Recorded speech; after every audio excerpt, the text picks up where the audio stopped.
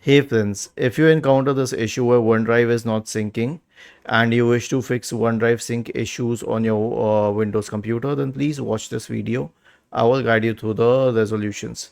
So the first solution is to reset OneDrive using the command. Now I have shared this command in the description section of the video. All you need to do is copy it, press Windows plus R, paste it here and hit enter. This will reset OneDrive and relaunch it. The next solution is to check for updates. Now why are we doing that? Because if any security updates are missing, then it can cause this issue. So here's what you have to do. Right click on the start button and select settings from the menu. Now go to the Windows Update tab and click on check for updates in the right pane and turn on the switch. Okay, it might be off or on, just make sure that it's on.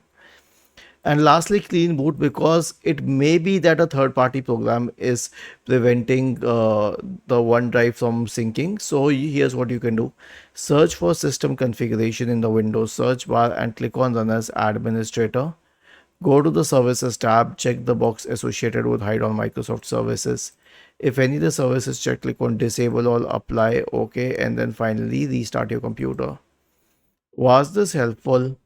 If yes, then please subscribe to the channel.